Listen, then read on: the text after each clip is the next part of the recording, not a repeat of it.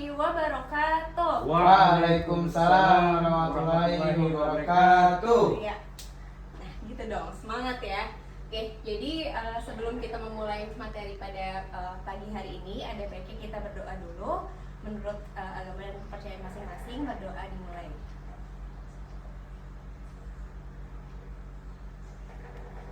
Berdoa selesai, Bapak-bapak, tadi dari panitia sudah diberikan lembar absensi, nanti mohon diisi. Jadi nanti untuk merekap ya kehadiran bapak-bapak semua pada pelatihan hari ini.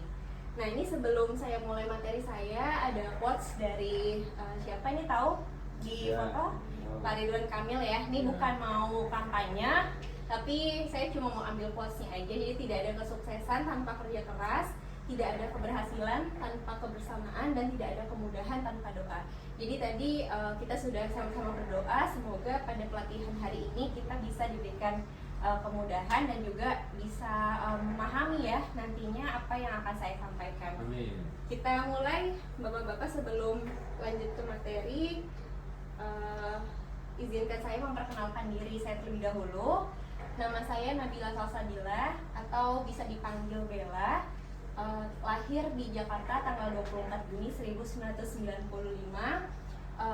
tinggal di Jakarta Utara, pendidikan terakhir S1 Teknik Kimia di Universitas Indonesia.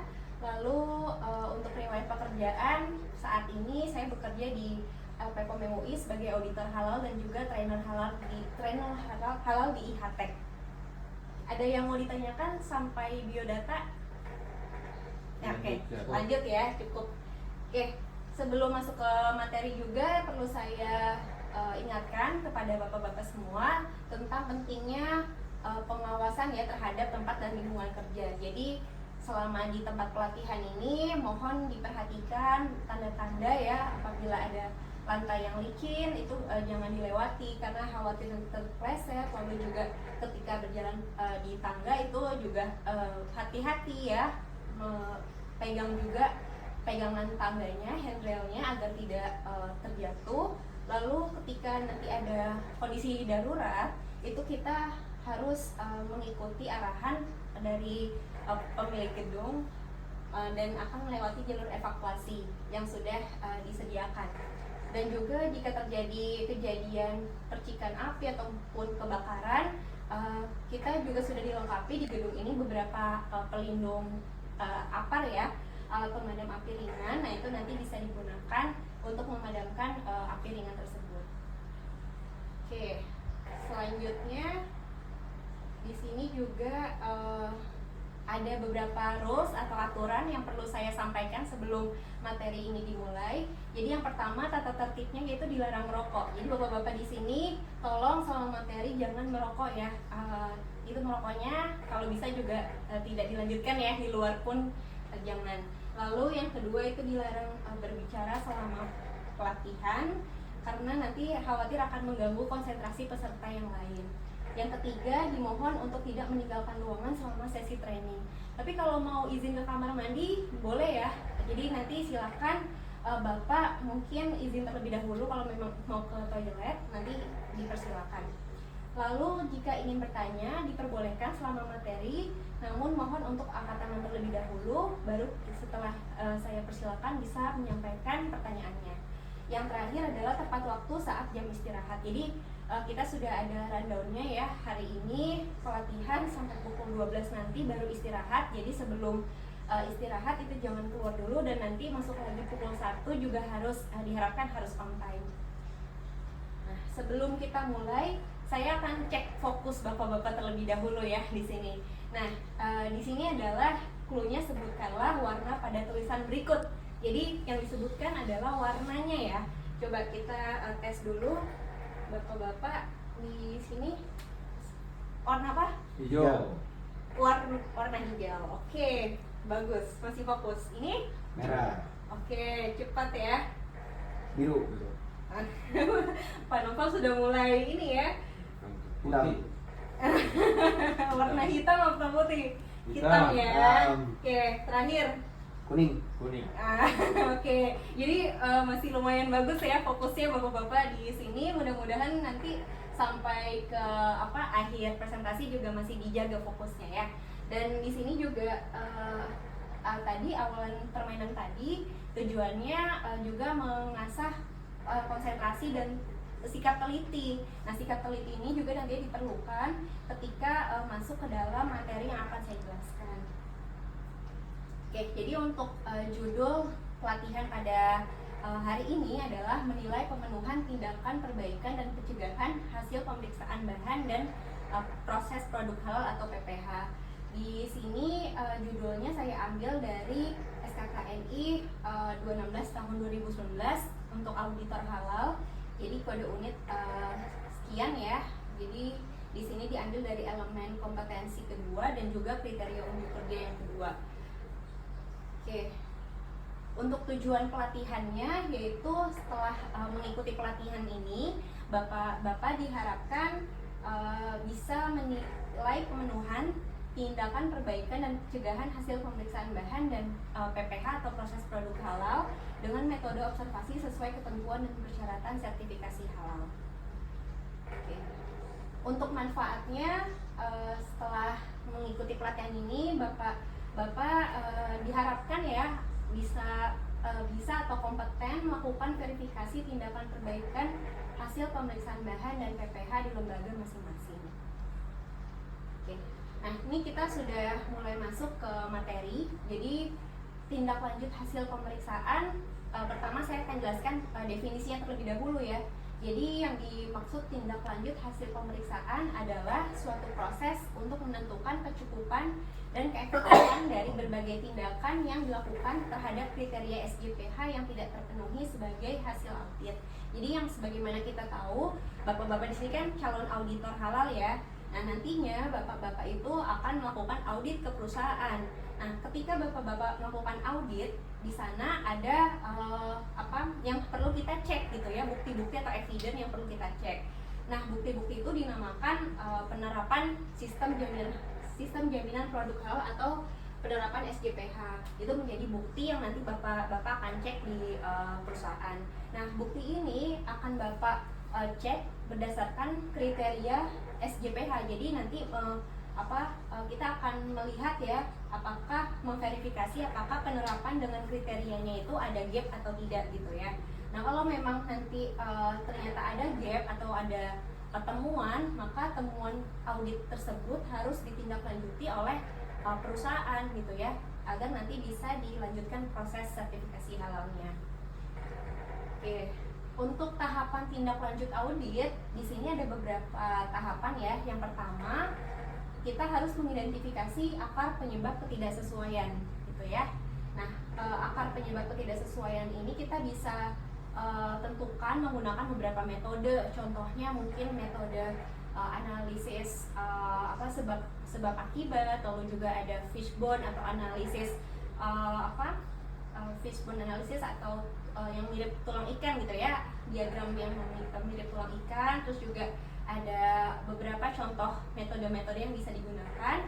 Selanjutnya pelaksanaan tindakan perbaikan, baik itu koreksi dan korektif sesuai kriteria sistem jaminan produk halal. Nah, di sini ada koreksi dan korektif. Mungkin bapak di sini ada yang tahu nggak bedanya tindakan koreksi dan tindakan korektif? Ada yang bisa jawab? Boleh saya coba jawab. Silakan Pak Noval. Kalau koreksi itu melakukan koreksi terhadap suatu temuan tapi belum tuntas. Oke. Sedangkan kalau korektif yaitu melakukan evaluasi, melakukan analisa atas temuan yang kita temukan sampai tuntas.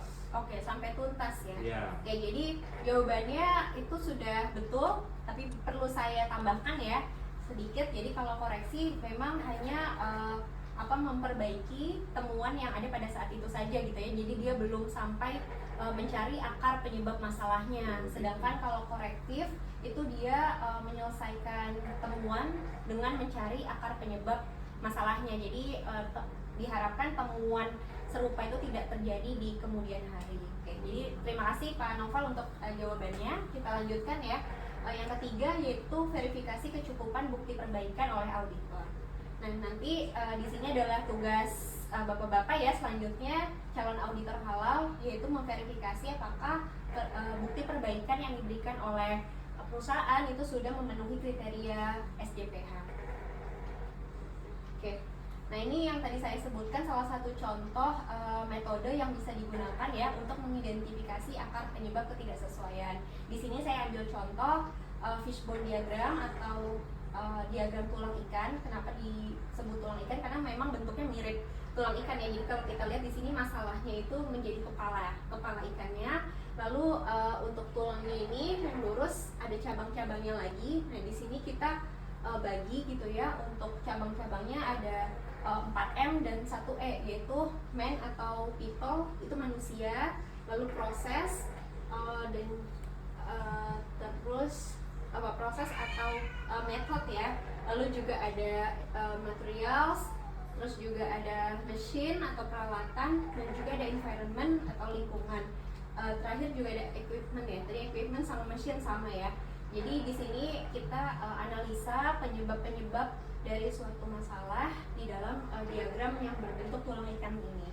Nah, nanti dari sini kita akan lihat mana yang menjadi penyebab utama dari masalah tersebut. Oke. Nah, ini untuk memverifikasi kecukupan bukti perbaikan. Jadi tahapannya pertama, bagaimana cara kita memverifikasi kecukupan tindakan perbaikan. Kita bisa cek apakah setelah kita verifikasi kecukupan bukti perbaikannya itu, apakah masih timbul masalah serupa di perusahaan gitu ya. Kalau memang masih timbul temuan atau masalah serupa di perusahaan, maka berarti itu bisa disimpulkan penyebab masalahnya itu, penentuan akar masalahnya itu belum tepat, sehingga perusahaan diharapkan untuk menentukan kembali akar masalah dan tindakan perbaikannya. Oke. Nah, kita sudah masuk ke kesimpulan dari bahasan ini. Jadi untuk kesimpulan dari materi ini adalah Bapak di sini mampu menilai kemenuhan tindakan perbaikan dan pencegahan hasil pemeriksaan bahan dan PPH atau proses produk halal dengan metode observasi sesuai ketentuan dan persyaratan sertifikasi halal. Sampai di sini mungkin ada yang ingin ditanyakan dulu sebelum kita lanjut ke evaluasi. Ada, Bu. Oh iya, silakan. Tadi saya lihat dari materi itu yang disampaikan, itu ada SPJH ya. SJPH. SJPH itu singkatannya apa ya? Oke, SJPH itu adalah sistem jaminan produk halal. Jadi standar yang digunakan oleh auditor halal ya. Di sini untuk menilai tadi ada 5 kriteria SJPH yang ditetapkan oleh BPJPH ya. Jadi itu standar kita ketika melakukan audit atau verifikasi kecukupan dokumen di perusahaan yang ingin melakukan sertifikasi halal. Jadi standarnya itu adalah SJPH gitu nanti. Standar jaminan. Nah, SJPH adalah sistem jaminan produk halal. Jadi perusahaan yang ingin melakukan sertifikasi halal itu harus menerapkan SJPH terlebih dahulu gitu. Itu baru bisa kita audit gitu kalau mereka sudah melakukan menerapkan SJPH di perusahaan. Baik, terima kasih. Oke, ada lagi Pak yang ingin ditanyakan? Sudah ya? Oke, kalau sudah kita lanjut ke studi kasus ya. Jadi di sini kita coba Bapak-bapak bisa atau enggak ya menjawab pertanyaan yang ada di yang saya berikan di sini. Nah, di sini ada studi kasus yang pertama, ketika audit gitu ya, ditemukan kelemahan yakni kebijakan halal belum disosialisasikan ke seluruh karyawan yang terlibat dalam aktivitas kritis, terutama karyawan baru. Jadi di dalam SJPH tadi yang Pak Novel tanyakan, salah satu kriterianya itu adalah komitmen dan tanggung jawab. Nah, di dalam komitmen dan tanggung jawab itu ada lagi turunannya kebijakan halal, di mana kebijakan halal ini harus disosialisasikan kepada seluruh karyawan di perusahaan. Nah, ketika audit ternyata kelemahannya kebijakan halal ini belum disosialisasikan gitu kepada seluruh karyawan. Padahal kan seharusnya kalau di standarnya harus disosialisasikan gitu ya. Nah, tindakan perbaikan yang dilakukan oleh perusahaan itu mereka melakukan tadi ya analisa masalah dan melalui sosialisasi karyawan melalui pelatihan internal. Nah, ketika mereka sudah melakukan pelatihan internal, menurut Bapak-Bapak, apakah tindakan ini sudah efektif untuk menindaklanjuti hasil audit yang ditemukan oleh auditor? Menurut saya sih karena sudah dilakukan sosialisasi tindakan perbaikannya, sudah dilakukan sosialisasi kepada seluruh karyawan, Oke. sehingga menurut saya sudah efektif. Sudah cukup ya. Jadi kalau menurut Pak Rafif Ya menurut saya juga sudah cukup sudah efektif cukup. ya. Oke, jadi untuk sosialisasi ini melalui pelatihan internal bisa juga ya dilakukan ya untuk karyawan, terutama karyawan baru. Baik, terima kasih, jawabannya betul. Selanjutnya untuk studi kasus yang kedua, di sini ketika audit ada dilakukan pencucian, dan setelah pencucian itu pencucian peralatan ya, peralatan atau mesin produksi itu dilakukan validasi setelah pencucian. Nah, ketika validasi pencucian itu ternyata digunakan metode swab test basah. Jadi kapas basahnya itu di swab ke mesin, dan ternyata sebelum di swab ke mesin itu larutkan ya, atau diberikan larutan BPW, buffer peptone water. Nah, kalau kita lihat buffer peptone water itu kan ada bahan mikrobial ya, peptonnya itu kritis, jadi diperlukan informasi sumber pepton dan enzim digestifnya. Nah, ketika ditemukan temuan seperti ini dari auditi, mengganti larutan atau media BPW ini menggunakan larutan buffer fosfat atau larutan kimia. Nah, menurut Bapak-bapak ya di sini, apakah dengan mengganti larutan buffer fosfat, larutan kimia yang saat ini digunakan gitu ya, untuk menggantikan BPW itu sudah efektif untuk menindaklanjuti hasil audit? Dan menurut saya, Ya, gimana Pak? kalau sepanjang mengganti dengan produk pertama itu dirasakan lebih baik dan bersih ya, untuk takut tercampur dengan bahan-bahan yang lain, dan sehingga tindakan perbaikan dengan larutan buffer fosfat menurut saya udah Sudah efektif efektif. Bu. Iya. Oke, kalau menurut Pak Rafif gimana?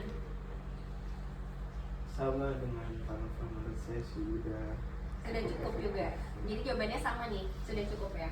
Oke, baik, kalau dari studi kasus yang kedua ini jawabannya adalah belum.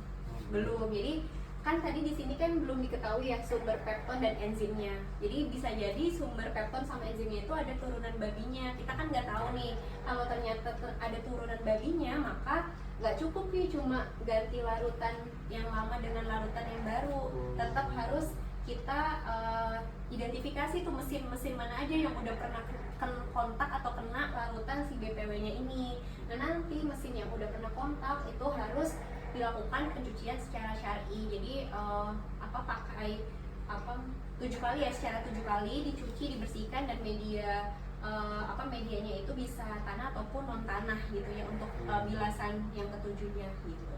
Nah, di sini jadi belum efektif, jadi tetap harus dicari sumber pepton dan enzimnya. Lalu kalau ternyata tadi ada babi, berarti harus dilakukan pencucian syar'i. Terus juga SOP-nya harus direvisi, berarti mereka yang tadinya pakai larutan BPW itu juga harus diganti dengan larutan yang memang sudah jelas kesuciannya gitu ya, kehalalannya. Oke. Nah, ini untuk selanjutnya ada juga pertanyaan ini ya, jalan ganda, pertanyaan jalan ganda untuk evaluasi. Mungkin nomor 1 bisa dijawab oleh Pak Nova, lalu yang pertanyaan nomor 2 Pak Rafif ya. Oke, nomor 1, setelah audit tim melakukan tindakan perbaikan hasil pemeriksaan, tugas auditor adalah melakukan semua benar menurut saya. semua benar. Jadi audit ulang, verifikasi tindakan perbaikan, terus revisi laporan audit.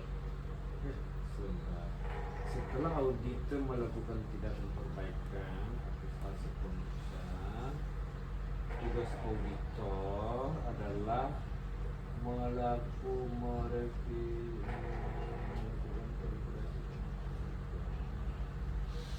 B mungkin ya B Bu? ya, melakukan verifikasi tindakan perbaikan. Oke, betul. Pak Noval 100. Oke, Oke. terima kasih. Selanjutnya Pak Rafif nomor 2. Agar temuan serupa tidak berulang, tindakan perbaikan ditentukan sesuai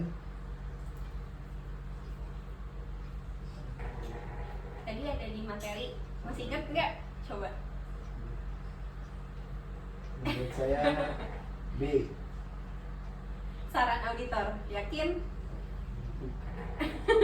Coba tadi diingat-ingat materinya, kalau apa namanya ada tindakan perbaikan itu biasanya kita cari apa ya buat Akar penyebab ya masalah. betul. Jadi jawabannya adalah akar penyebab masalah. Oke, jadi Pak Novel dan Pak Rafif alhamdulillah sudah paham ya untuk materi yang disampaikan karena tadi bisa benar menjawabnya.